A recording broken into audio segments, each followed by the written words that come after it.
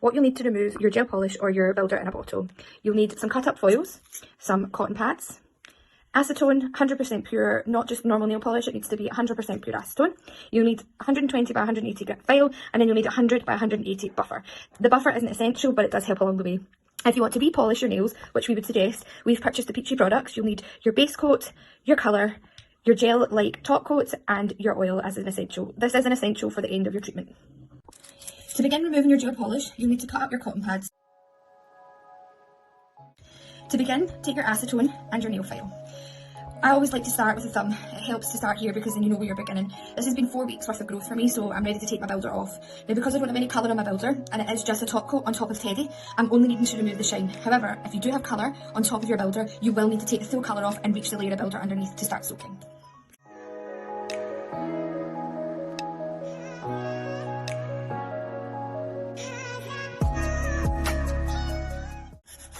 Now, if you're just removing normal gel polish, you will not need to be as aggressive. Just take off that shiny layer from your gel polish and then start your foils.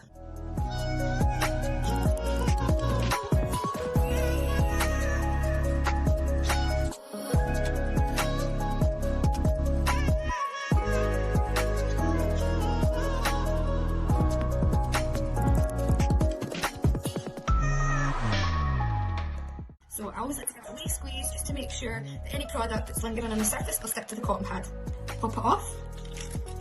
Take your cuticle tool if you have one. Some of you have got these in your peachy bags. If not, use an orange stick, a wooden one, or use, I always suggest a wee orange stick or something that's got a wee bit of a flatter edge on it, something that's not going to damage your nail, and just nice and gently removing the product. So obviously some people find it more difficult removing the product just because it is a wee bit thicker, and for me, I always like to make sure that when I'm taking it off correctly. So please don't pick at it and don't force it.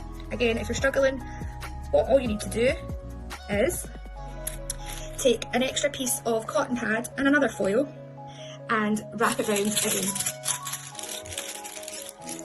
Do this with all your fingers and then we'll come back to it again in 5 minutes.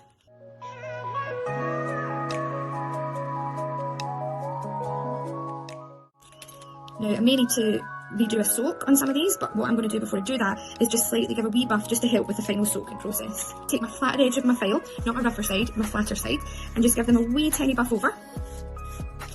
And then reapply all my foils again.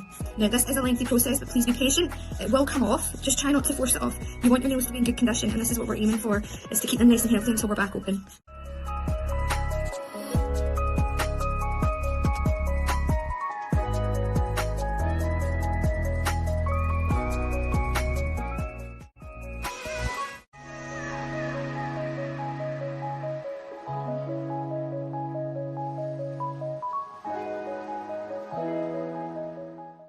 Complete for now. So from here, what we're going to do is go in with our shaping. Now, everybody chooses a different shape. For me, I like to keep my point nice and pointy and sharp at the end. So I'm just going to give my nails a wee tidy up. I'm not taking any of the length off either because I can work better with mine longer. So I'm just going to give them a little tidy up. You might find that you might need to buff the edging slightly. If you've got any kind of lifting, you can slightly see the lifting there. Just make sure you're taking that lifting away because it'll interfere with your nail polish when you put it on.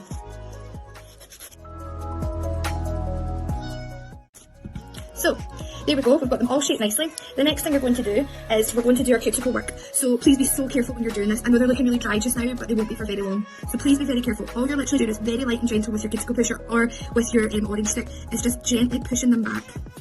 Nice and gently. If you do find you've got wee bits of trapped skin on top of the nail there or cuticle, just give it a wee gentle push because it will come off. So very, very gentle with it all. Now, some people will be a wee bit more sensitive, so just take your time with it as well. Now, some of you on the other end of your pushers will have a wee sharper edge. I've just used mine to scrape off similar product, and you'll find that you'll be using that too. You might need to just get in there a wee bit just to take any skin that's kind of hanging off. But again, a lot of you have watched me in the salon. Be very, very gentle with this because this is a really awkward step. You can either take too much off, or you can basically leave too much, and you'll see it when you're doing your product, when you're applying your colour. And just give it a wee clean over with some acetone, just to take any dirt, any dust or anything else that's lying on the surface of your nail off.